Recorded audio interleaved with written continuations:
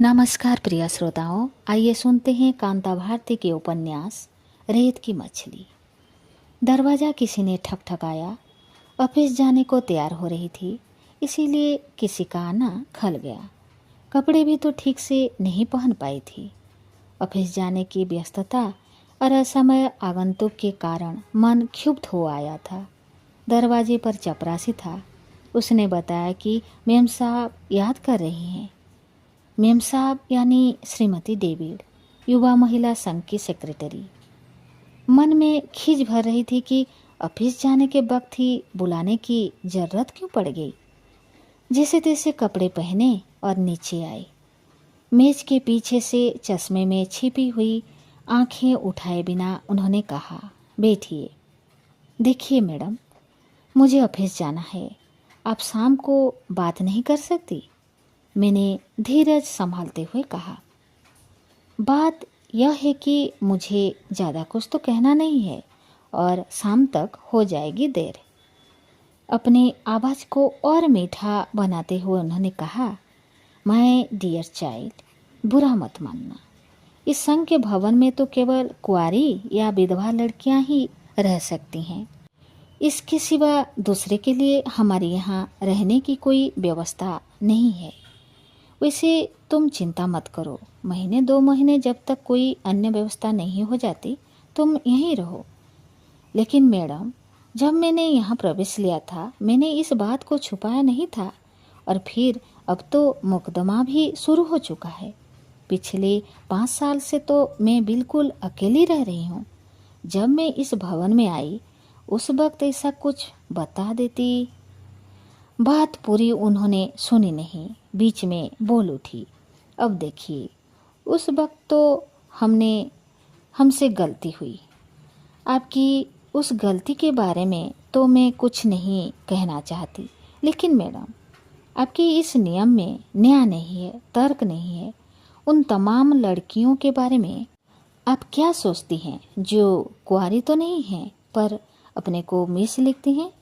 आप जानती भी हैं उन्हें। उनके चेहरे पर तनाव झलक आया। कुर्सी पर सीधे बैठ गई और थोड़ी देर तक मेरी आंखों में देखती रही। फिर बहुत सुखी हुई आवाज़ में बोली, dear child, you are not concern. मुझे लगा जैसे यहाँ निजी व्यवहार के रास्ते में एक अंधी गली है। शायद मेरे चेहरे पर गहरा असंतोष उभर आया था। उस असंतोष को श्रीमती डेविड ने पहचान लिया, लेकिन उनके चेहरे का भाव बदला नहीं। अपने आप को नियंत्रित रखते हुए उन्होंने कूटनीति भरे स्वर में फिर वही बात दोहरा दी कि वे मजबूर हैं और यह भी कि इस मामले में नियम बहुत साफ है। नियम बहुत साफ है। मेरा गुस्सा फूट पड़ा। यानी जो झूठ बोलकर नियम तोड़े वो सही है और जो सच बोलकर वैसा ही करे वो अपराधी है। यह नियम नहीं, ढकसला है। और भी जाने मैं क्या क्या उस वक्त गुस्से में कह गई। मेरे उन शब्दों की क्या प्रतिक्रिया हुई यह पढ़ने की स्थिति में मैं नहीं थी। उनका कमरा छोड़ते हुए मैंने कहा, मुझे नहीं चाहिए आपकी कृपा। 1-2 महीने नहीं, 1-2 दिन भी ठहरना मैं अपमान समझती हूँ। अपने नियमों का ज्ञान कराया, इसके आभारी हूँ। ऑफिस जाने के लिए तैयार हुई थी, लेकिन अंतस्थल अस्त व्यस्त हो उठा था। मन इतना ज़्यादा उद्विग्न हो गया था कि ऑफिस जाने की इच्छा नहीं हुई। तेजी से अपने कमरे में लौटी और जो चीज़ हाथ आई उसे उठा कर बिस्तर पर पटकती चली गई। बिस्तर के ऊपर और आसपास फर्श पर चीज़ें बुरी तरह बिखर गई। सच तो यह है कि क्षोभ की अभिव्यक्ति के सिवा यह भवन छोड़ने की तैयारी भी करनी है, यह मैं भूल गई। उधड़ गए बिस्तर के सिरे से एक नन्हा सा रूफाला फ्रेम चमक रहा था। फ्रेम के बीच में दिखाई देते काले सफ़ेद धब्बों के बीच अचानक एक कोमल चेहरा उभर आया। उस कोमल आकृति के उभरते ही जैसे खोलता हुआ क्षोभ धीरे धीरे बैठने लगा। क्षुब्ध मन आर्द्र हो आया। आंखें की कोर भी गीली हो गई। सहसा साहस नहीं हुआ कि रूफले फ्रेम में मड़ी हुई एक भोले चेहरे की वह तस्वीर हाथ में उठा लूं। क्षोभ का वह उबाल थम गया था, इसीलिए धीरे धीरे बिखरा हुआ सामान एकत्र करती रही। लेकिन ऐसा लगा कि जैसे जैसे मैं सामान इकट्ठा करती जाती हूँ, मन की गांठें बिखरती जाती है, जैसे एक कसी हुई रस्सी जिसका एक एक तार बिखरता जा रहा हो। एक चीज के साथ जुड़ी किसी दूसरी चीज के अलग होते ही सब कुछ बिखरने लगा, सब कुछ टूटने लगा। परिपक्वता केवल इसी एक शब्द के साथ बिखराव और टूटन की लंबी श्रृंखला जुड़ी हुई है। टूटन की इस अछोर क्रम में आज युवा महिला संघ के भवन से यह अलगाव भी स्वीकार करना होगा, दूसरा उपाय नहीं। निरंतर अपने आप से लड़ती हुई अब मैं यहाँ पर यही छोटी सी लड़ाई छेड़ दूं, यह नहीं होगा। हाथ एक निश्चित दृढ़ता के साथ काम करने लगे। थोड़ी देर में संघर्ष के जीवन से धड़कते हुए उस कमरे में निष्प्रभ वातावरण उतर आया। सामान अधिक नहीं था। उसे सावधानी से इकट्ठा करने के बाद मैं नीचे आई। फोन श्रीमती डेविड के ही कमरे में था। एक क्षण ठिठकने के बाद बिना उनकी ओर देखे मैं फोन की ओर बढ़ गई। उन्होंने भी संभवतः मेरी ओर नहीं देखा। कुमुद फोन पर ही मिल गई। मैंने कहा कि उसे तुरंत यहाँ युवा महिला संघ पहुँचना होगा। कुमुद को आने में कोई 20 मिनट से ज़्यादा वक्त नहीं लगा होगा, लेकिन मुझे ऐसा अनुभव हुआ जैसे एक युग बीत गया हो। अभी वह टैक्सी से उतरी ही थी कि लपक कर मैं उसके पास पहुंच गई। मैंने कहा कि वह टैक्सी अभी जाने ना दे। कुमुद कुछ पूछे कि इससे पहले मैं झपटती हुई अपने कमरे की तरफ बढ़ गई। सामान नौकर के बजाय खुद उठाकर किसी तरह लड़खड़ाती हुई टैक्सी के पास आई। कुमुद परेशान हो आई। मैंने उससे सिर्फ इतना ही कहा, घर चलो, वहीं सब कुछ बता दूंगी। छोटी सी कोठरी कहा जा सकता है उसे। एक बड़ी कोठी के सर्वेंट क्वार्टर की मामूली सी कोठरी। अवसर दूसरा होता तो शायद मन से निकलता कि महलों से झोपड़ी में आ गई, लेकिन कुछ सोच ना सकी। कुमुद की सहानुभूति से वह कोठरी बिना सजावट के ही सज आई थी, लेकिन फिर भी मन बहुत उद्विग्न होकर भटकने लगा। सामान खोलकर रखते हुए बार बार वर्षों पहले का अपना वह घर स्मृति को छू जाता था, जिसे कभी मैंने और शोभन ने बड़े यत्न से गुलाब, पंसुतिया और नील कमल उगा कर अपने हाथों सजाया था। उसमें कैक्टस पर लताएं चढ़ा दी थी। वह सुंदर सा घरौंदा था जिसे बड़े प्यार से सजाया था। वह घर सादा था लेकिन सुख से फूलता था। कहाँ होगा, कैसा होगा उस घर का सुख सौरभ? डाल से गिरे किसी पत्ते की तरह बरसों में भटकी हूँ, और आज अगर कुमुद का स्नेह मुझे अटका न लेता तो किस अतल में ठहरना होता यह नहीं जानती। सहारा और साया, उसने कहा था कि वह जीवन भर मेरे लिए खड़ा रहेगा, मुझे छाया देगा। स्मृति के स्पर्श से मैं सिहर उठी, जैसे कोई किसी कटे हुए अंग के तंतु छूकर हरे कर गया हो। वर्षों के भटकाव के बाद कुमुद के स्नेह की इस अंजुरी में उहर कर मैं जैसे मोहाविष्ट हो आई, डूब डूब जाने लगी।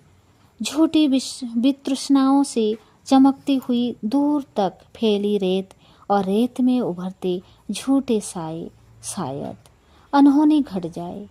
शायद आज शाम मुझे कोई लेवाने चला आए। शायद ये विवश चरण उसके दरवाजे तक जाकर ठहर जाए।